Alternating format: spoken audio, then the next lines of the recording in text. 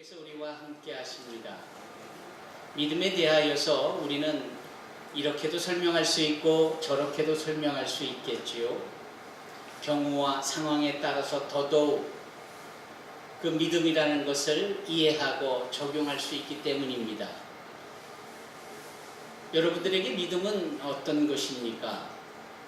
이런 점에서 볼 때 믿음에 대한 정의가 또 이해가 분명히 필요합니다.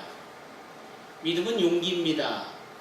아브라함이 갈 바를 알지 못할 때에 용기를 가지고 하나님의 말씀에 따라왔다는 것은 막연할 수 있고 그 앞이 확인되지 않는, 보장되지 않는 제시, 제한인데 그것을 선뜻 따라 나섰다는 것은 용기 없이 될 수 없습니다.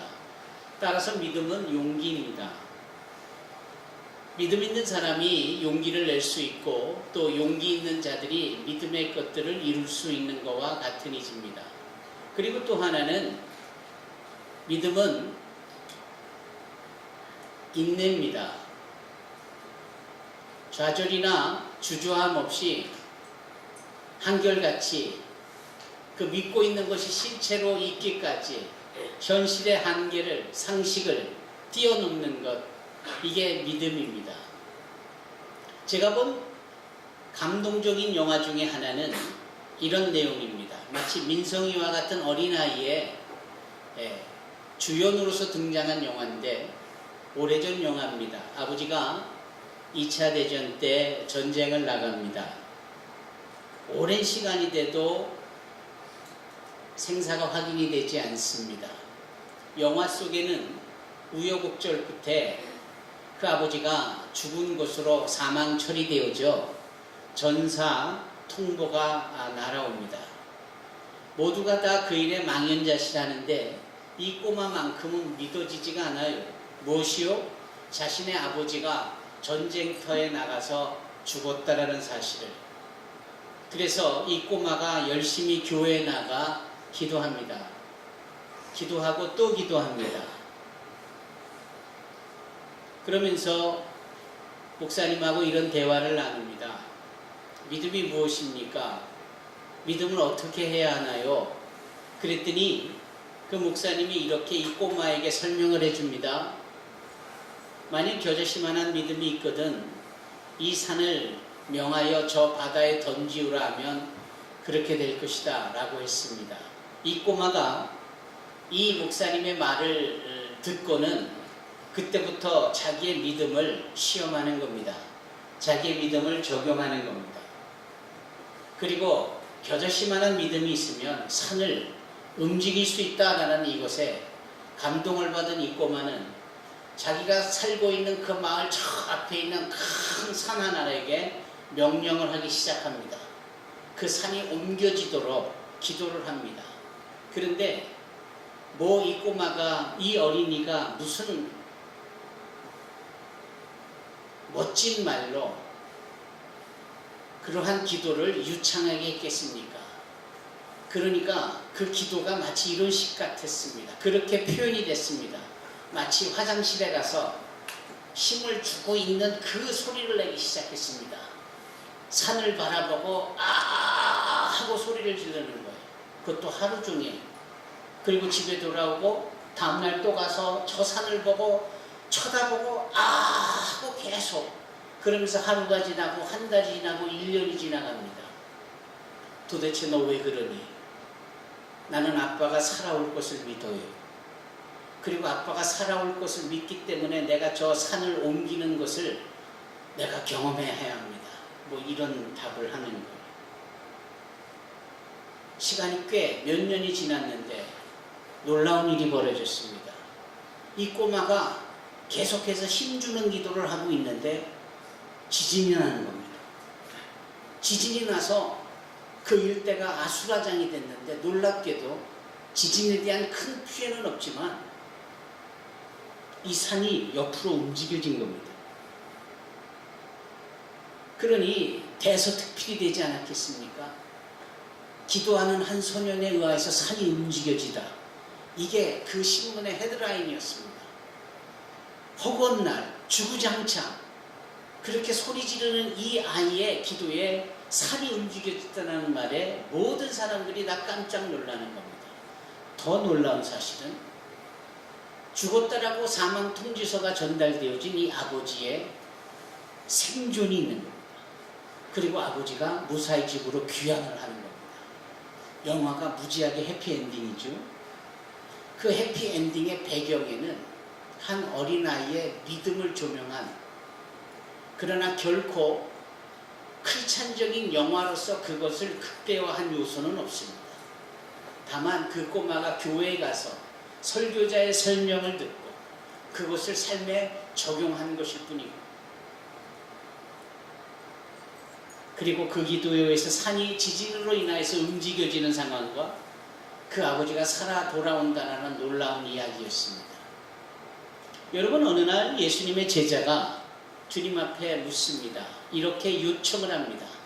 우리에게 믿음을 더하여 주옵소서.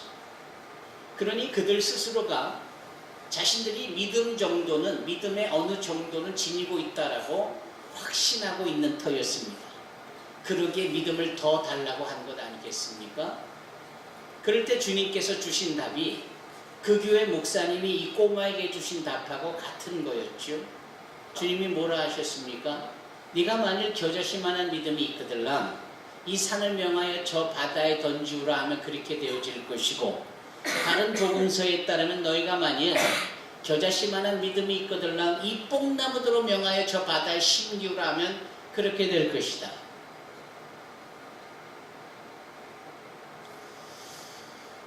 여러분, 학생들이면 더 이해할 수 있겠죠. 재은이의 필통에서 0.5mm짜리 샤프를 꺼냅니다. 그리고 A4 용지 하얀 거에 점을 하나 콕 찍어 봅시다. 점은 찍히는데 아마 눈이 침침한 어른들은 그 점이 눈에 보일 리가 없습니다. 그 0.5mm의 샤프심으로 점 하나 콕 찍은 그 크기가, 그게 겨자씨입니다. 실제적인 겨자씨 크기가 그렇습니다. 주님께서 그 정도의 믿음이 있으면 너희들이 이러한 기적을 이룰 수 있어 라고 말씀하시는 거였죠.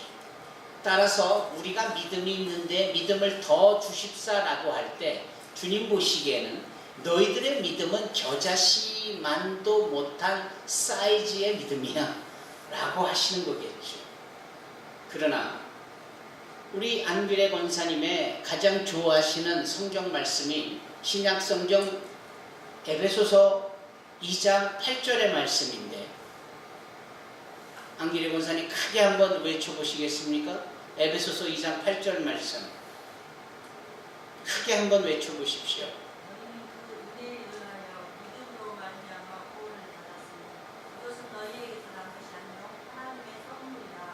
아멘. 이 말씀을 감사합니다. 이 말씀을 믿음이라는 측면으로 봤을 때 그 믿음이 하나님의 선물이라는 거거든요. 하나님께서 우리에게 선물로 주신 것이 예수님 그분만이 아니라 그분을 믿도록 믿음까지도 우리에게 주셨다 이 말입니다.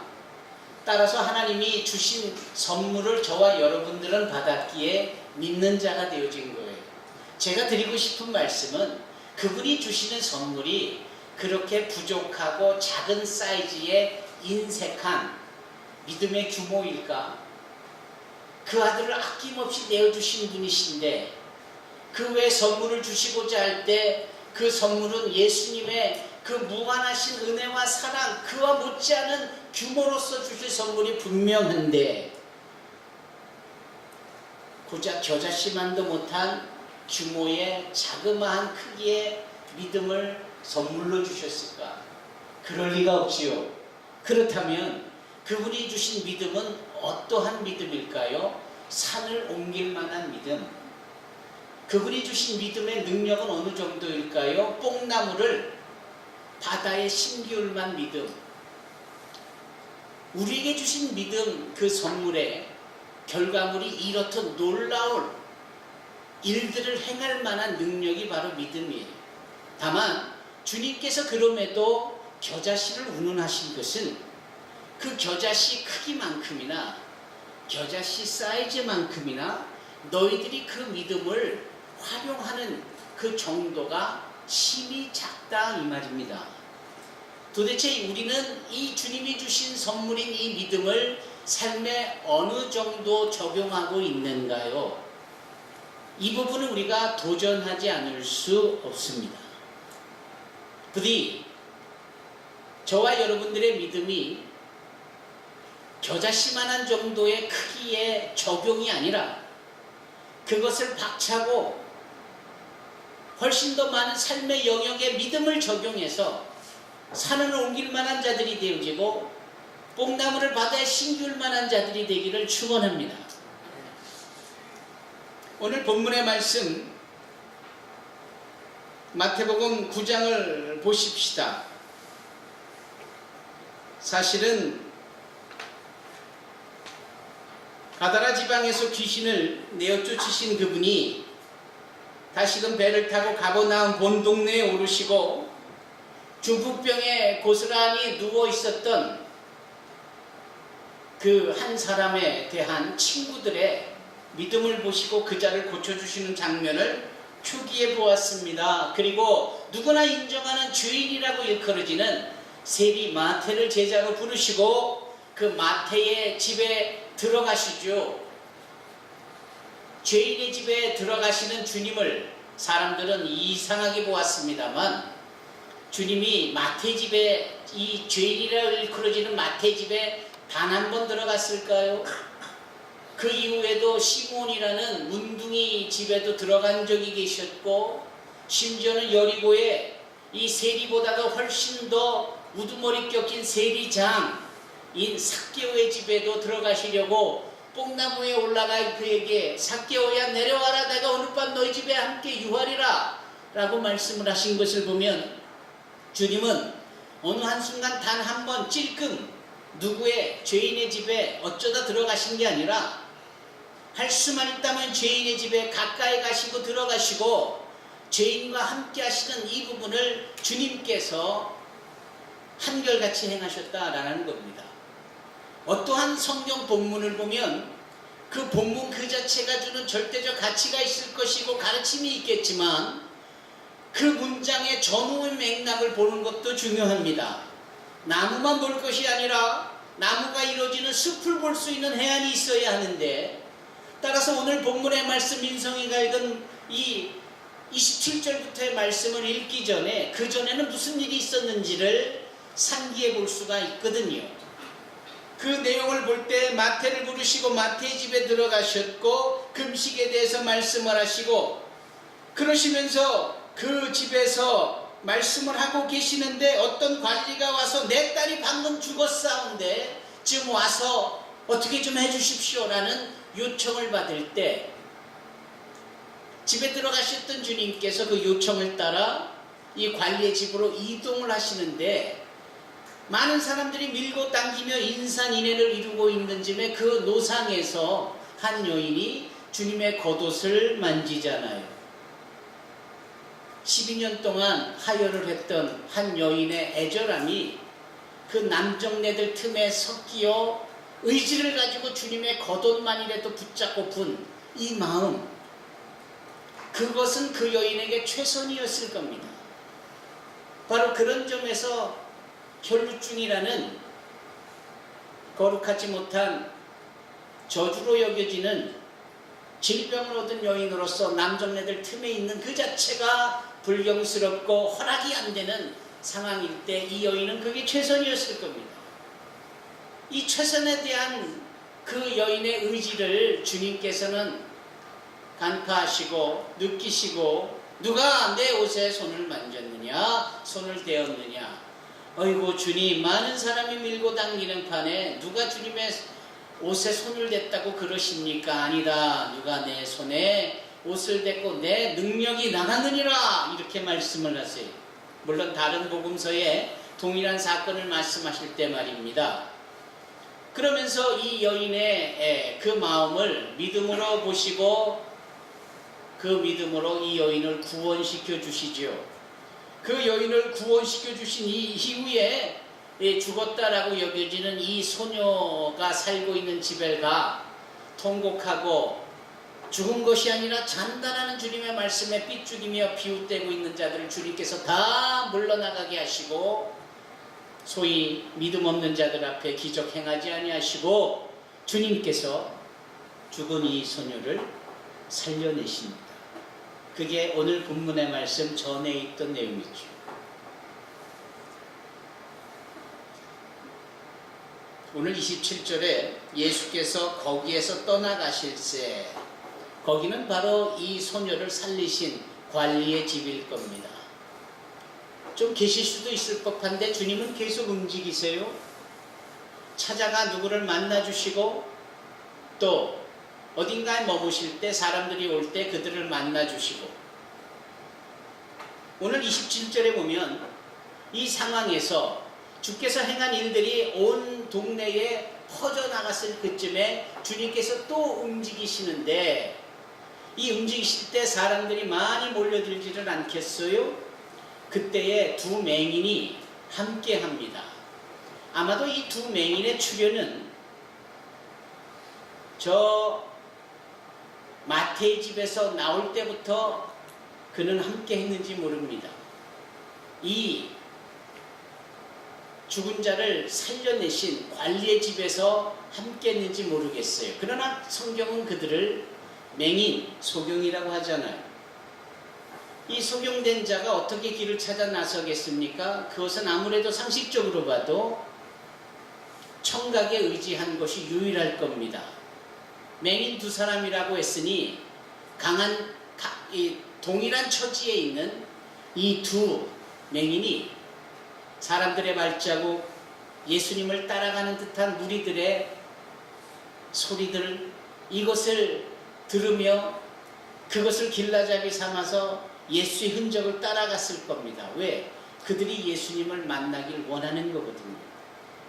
그들이 그 예수님을 간절히 바라고 원하는 거거든요. 갔더니 또 옮기셨어요. 간신히 도착했더니 또 옮겼어요. 아마 이러한 일의 반복이었겠죠. 그러나 이 두 사람은 포기하지 않습니다.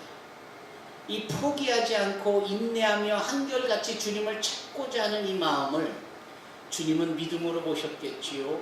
그것이 오늘 본문의 말씀입니다. 그래서 예수께서 거기서 떠나가실 때 두 맹인이 따라오면 아예 자신들의 위치를 노출합니다. 소리질러 다윗의 자손이여 우리를 불쌍히 여기소서, 이렇게 말합니다. 아무리 속도를 내고 최선을 다해도 그 주님을 따라가기에 어려운 이들이 거꾸로 주님을 부르기에 나서지요. 자신들이 어디 있는지의 입장을 밝힙니다. 다윗의 자손이요 우리를 불쌍히 여기소서. 이들은 일목요연하게 기도하지 못했습니다. 처음에 어떤 일이 있었고 지금 어떠한 상황이 있으며 무엇을 원하는지에 대한 요청도 없었습니다. 그 절박한 순간에 그네들은 자신의 입장에서 외쳤을 뿐입니다. 다윗의 자손이요 우리를 불쌍히 여기소서. 미사 여구를 동원한, 그럴싸한 말을 동원한 듣기 좋은 기도보다는 그 꼬마가 이 소리만 낸 거와 다를 바가 없는 거죠. 다윗의 자손이여 우리를 불쌍히 여기소서라고 외쳤던 이 절절한 그들의 소리는 그네들의 신앙 고백이었고 도움을 요청하는 소리였던 것이 분명합니다. 웬일인지 주님이 그 소리에 반응을 보이시는 장면이 본문에는 없습니다. 깊이 생각해보니, 적어도 저는 그렇게 묵상을 해 생각해보니 아마 주님을 켜켜이 애워싸운 수많은 사람들의 소리가 더 컸나 봅니다. 아니면 주님 못 듣게, 왜? 자신들이 주도해 나가야 되는 그러한 사람들이 대부분이기에 어쩌면 그들의 외침을 일부러 차단했는지 모르겠습니다. 하여 주님은 그 길에서 외치는 자들을 만나지 아니하시고 다음 장소인 집으로 들어가십니다. 그것이 28절입니다. 예수께서 집에 들어가심에 놀랍게도 맹인들이 그에게 나아오거늘 이런 말씀으로 이어집니다. 이 맹인들은 길에서 소리질러 주님을 만나고 싶었지만 그것이 되지 않자 예수님이 들어가 계시는 집으로 이 사람들이 들어가는 겁니다. 이 사람들이 그 집안까지 다소 무례할 수 있도록 좀 거칠게 표현하고 우습게 표현하자면 이런 것이겠죠. 베는 게 없으니까 무서울 것도 없는 거죠. 그래서 그 집으로 들어가는 겁니다. 그때 예수님이 그들을 보세요. 그때 예수님께서 그들을 보시며 주님이 먼저 말씀을 하세요.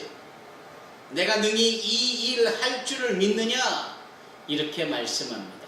자, 생각해 보십시다. 이 두 맹인이 여기에도 따라가 보고 저기도 따라가 보고 그 속도를 따라잡을 수 없고 만날 수 없자 소리를 지릅니다. 그 소리조차 받아들이지 아니하는 상황 속에 그들은 끝까지 주님 계신 집 안에까지 마치 쳐들어가듯이 들어갑니다. 이걸 한마디로 말하면 무엇이라 말할 수 있습니까? 인내겠죠. 용기겠죠. 포기할 줄 모르는 그러한 모습이겠죠. 그런데 주님은 이들을 믿음으로 도전하십니다.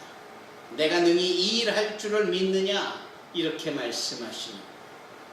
우리가 지금까지 마태복음 9장을 쭉 보아오면서 믿음에 대한 여러 가지 정의를 내리고 이것도 이런 식으로 믿음을 표현할 수 있겠구나. 근데 여기 본문의 말씀은 최선을 다하여 자신들의 입장에서 할 수 있는 포기하지 않는 이들을 믿음으로 결부시켜 그들을 해결해 주시고 응답해 주시는 주님의 모습으로 나오는 겁니다. 내가 능히 이 일 할 줄을 믿느냐? 그러자 그들이 말을 합니다. 주여 그러하오이다. 아까는 다윗의 자손이여라고 했던 이들이 이제는 주여라고 표현합니다. 여기서 이 주여라는 이 의미는 당신은 우리 인생의 주인이시오 라는 뜻입니다. 그 말의 의미는 우리는 당신의 소유된 자요, 우리는 당신의 종이요, 우리는 당신이 하라는 대로 할 수밖에 없는 존재요. 이 모든 것을 담아낸 단 한마디의 말이 주여라는 뜻입니다. 그래서 주여 그러하오이다 라고 하자 29절에 이에 예수께서 그들의 눈을 만지시며 이르시되 너희 믿음대로 되라 라고 말씀하십니다. 너희 믿음대로 되라. 우리가 꿈꾸고 우리가 믿고 있는 그 내용, 보이지 않는 모든 것들이 실체적으로 다가올 수 있는 그것을 가능하게 하는 그 믿음, 너희가 그 믿음이 있으면 그대로 된다 말입니다. 뽕나무 들어 산에 바다에 던주라면 그렇게 될 거고, 산을 바다에 옮기라면 그렇게 될 거고, 바로 그 내용입니다. 우리가 믿는 대로 되는 거예요. 내가 예수 믿고 예배드리고 크리스찬으로 살면서 왜 여전히 이렇게 찌질하고 여전히 이렇게 시시한 삶을 사는가? 왜 무슨 일을 하면 이렇게 치졸한 모습일까? 믿음을 한번 대비시키고 적용해 보십시오. 주님께서는 말씀하세요. 믿음대로 될지어다. 나의 믿음이 그 수준밖에 안 되니까 그런 시시하고 치졸하고 째째한 결과물밖에 없는 것은 아닐까요? 여러분, 오늘과 같은 본문의 말씀에서 우리는 우리 자신을 돌아볼 수 있는 성찰의 시간을 얻습니다. 우리는 어쩌면 그 한 어린아이의 하고 외치는 이거보다 못한 믿음을 가지고 있는 거죠. 이것저것 말은 많은데 실체적으로 기다리는 마음도 없고 인내하는 마음도 없고 보이지 않는 것들이 실상으로 다가올 것에 대한 믿음조차 없는 이것은 아닐까. 여기 오늘 29절에 이렇게 본문은 시작됩니다. 이에 예수께서 그들의 눈을 만지셨다. 이에라는 이 단어는 있을 결과물에 전에 있었던 일들을 서로 잇는 접속사입니다. 무슨 일이 있었으니까? 불을 뗐으니까 굴뚝에 연기가 난다. 불을 뗐다. 이에 굴뚝에 연기가 나더라. 이런 의미죠. 이에. 우리는 과연 하나님의 기적과 주님이 우리를 위해서 행하시는 능력을 보고자 할 때 그것을 이을 수 있는 전제된 어떤 행동이, 삶이 있습니까? 이 이해라는 단어를 우리에게 적용해 봐서 하나님의 결과를 이끌어낼 전제되어진 소위 믿음이라는 적용이 있었느냐 이 말이죠. 만약 이것이 있었다면 주님께서 맹인된 자의 눈을 뜨게 하시듯 우리의 막혀있는 길을 열어놓으시고 얼기설기 갈등처럼 섞여있는 것들을 풀어내 주시고 우리가 그토록 간절히 바라고 원하는 것을 해결해 주실 줄로 믿습니다. 그 앞에 이해가 반드시 있어야 해요. 이해. 어떤 이해냐? 믿음의 이해. 주님을 믿는, 그분 앞에 나가고자 하는 용기, 그분 앞에 나가고자 하는 결단.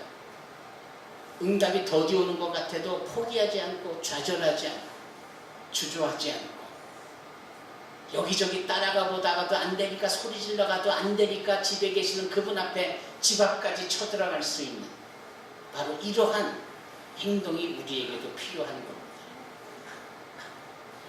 사랑하는 성도 여러분, 예수께서 그들의 문을 만지시며 말씀하십니다. 너희 믿음대로 되라. 궁금한 것이 하나 있습니다. 그냥 네 믿음대로 되라 하시면 될 걸. 구태여 그들의 눈에 손을 대시며 눈을 만지시는 이유가 뭘까요? 우리 주님이 행하시는 일은 이렇게 참 결과물은 같은데 방법은 다 다르죠. 어느 때 말씀만 하시고 어느 때 손만 대시고 어느 때 손도 대시고 말씀도 하시고 이게 뭔지 잘 모르겠어요. 여러분은 아십니까? 여러분이 좀 말씀해 봐 주십시오. 왜 주님이 여기에 이 맹인들의 눈에 손을 대시고 거기에 또 말씀을 하시어 네 믿음대로 될 거다 라고 하셨습니다. 둘 중에 하나만 하면 안 될까요? 어떤 사람이 꿈을 꿨습니다. 그 꿈에서 그가 예수님을 만납니다. 예수님이 자기에게 오고 있는 꿈입니다. 기대감에 차서 기다리고 있는데 주님이 오시다가 자기 앞에 서 있는 누구를 만납니다. 먼저 만나는데 예수님께서 그 먼저 만난 자를 꼭 껴안아 주시고 허깅하시면서 손으로 등을 여러 차례 토닥토닥 해주시는 게 아닙니까? 그리고는 주님께서 당신 앞으로 오는데 또 자기 앞에 있는 또 다른 사람 하나를 보시더니 악수를 청하시고 손을 잡으시고 흔들어 주시고 그 왼손으로는 어깨를 토닥이시면서 그러시는 거예요. 그리고 이제 마침내 자기 앞에 그 예수님이 오셨는데 꿈에서 그 예수님께서 자기를 보시더니 씩 웃으세요. 그들이 고개를 끄덕이세요. 그러니 스쳐 지나가는 겁니다. 그러니까 이 자가 얼마나 섭섭하고 아쉬웠겠어요. 아니 누구는 껴안아주고 토닥여주시고 악수도 청해주시고 흔들어주시고 그럼 나는 뭐야? 라는 아쉬움이 든 겁니다. 그래서 저 뒷모습을 보이시고 스쳐 지나가는 주님을 불러 제낍니다. 주님! 왜 저 사람은 꼭 껴안아주시고 저 사람은 악수해주시고 저는 왜 힐끗 보고 가십니까? 주님께서 말씀하시죠. 저 맨 앞에 내가 껴안았던 자는 지극히 연약한 자입니다. 믿음도 없는 자입니다. 그는 나의 그러한 터치가 허깅이 필요했고 등을 도닥아 그려주는 그 격려가 필요했던 자다. 둘째, 저 사람은 그보다는 좀 나은 사람이지만 여전히 실망감에 사로잡힌 크리스찬이라 내가 악수로 격려한 거다. 내가 너를 보니 너는 꽤 잘하더군요. 내가 너를 보니 믿음도 있고 인내도 있고 용기도 있고 내가 알고 있어. 그러니 너에게 무슨 격려가 필요하겠니? 알고 있다는 이 너 고개만 끄덕여도 너는 충분하지 않겠니? 바로 그 순간에 그가 꿈을 꿨다라는 겁니다. 비록 남의 꿈이지만 우리가 한번 생각해 볼 필요가 있습니다. 저와 여러분들은 주님이 꼭 껴안아 주셔야 겨우 믿음이 자라날 수 있는 존재입니까? 악수를 하시며 격려해 주셔야 실망과 불신의 대짠 마음이 해소되고 다시금 방황했던 신앙이 되살아나 믿음 생활을 잘할 수 있는 위치에 있습니까? 아니면 주님이 인정하시는, 주님이 특별하게 터치해 주시지 않아도 주님이 아셔서 우리에게 모든 것을 믿고 맡기고 위임해 줄 수 있을 만한 그런 믿음의 사람은 아닌가요? 저는 할 수만 있다면 이 세 번째 자리에 서고 싶습니다. 여러분들은 어떤 위치에 서고 싶습니까? 아마도 이 두 맹인은 주님께서 꼭 껴안아 주셔야 가능할 수 있었던 자들이 아니었나 싶습니다.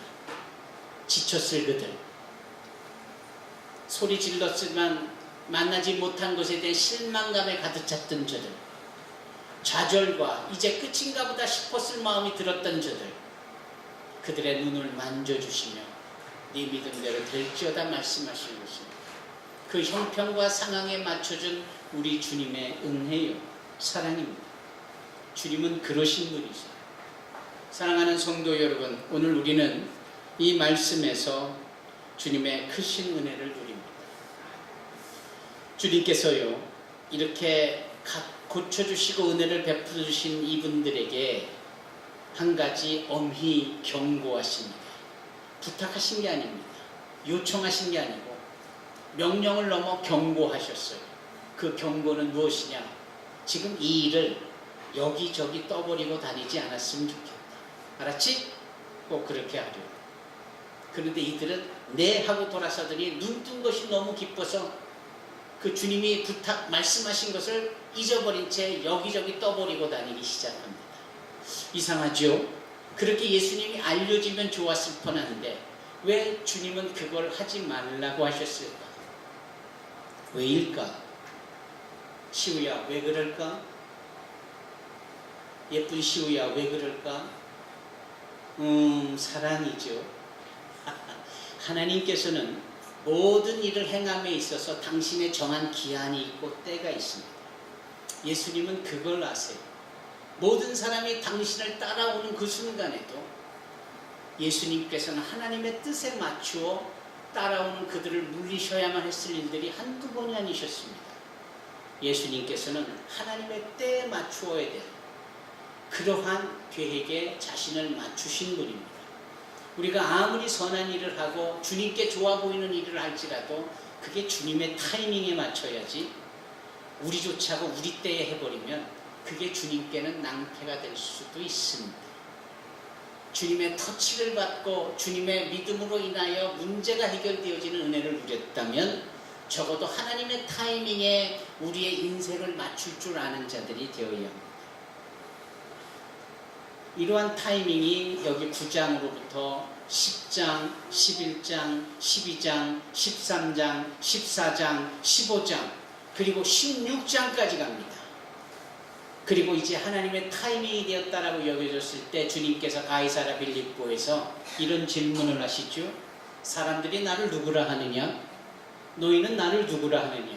주는 그리스도시요 살아계신 하나님의 아들입니다.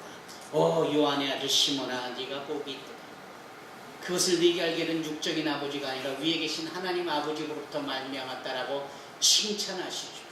그때부터 예수께서 비로소 예루살렘에 들어가 고난당하시고 십자가에서 죽으실 것에 대해서 말씀을 합니다. 그때가 당신의 공생의 사역을 시작한 지 3년이 되는 어느 날, 다시 말씀드리면 그분이 십자가에 달려 죽으시기 6개월 전 어느 날 가이사랴 빌립보에서 말씀하신 겁니다. 그게 하나님의 때, 하나님의 타이밍입니다. 인생의 전도자여 지혜로운 자 솔로몬은 범사의 기한이 있고 때가 있다라고 했습니다. 이 기한과 때가 하나님의 때예요. 하나님의 시간이에요. 우리가 받은 은혜는 우리의 시간대를 초월하여 하나님의 카이로스적인 역사하는 그때가 맞아질 때 우리의 은혜가 더 증폭되고 더 확산되는 겁니다. 주님은 어련히 알아서 때가 되면은 너가 나를 전하고 이 모든 되어진 일을 세상 가운데 선포하게 할까? 지금 때가 아니니 그러지 말라라고 하시는 거예요. 그러나 이 두 분은 그랬어요. 그 두 분이 그랬다라고 해서 성경은 그 두 분이 잘못되어질 것에 대해서 말씀하지는 않지만 그 하나님의 때에 맞추시는 예수님의 깊은 사역의 마음을 우리에게 엿보게 하시는 겁니다. 사랑하는 성도 여러분, 신앙이라는 것이 그런 겁니다. 믿음이라는 것이 그런 겁니다. 은혜를 받았으면 주님의 때에 나를 맞추는 겁니다. 기도하겠습니다.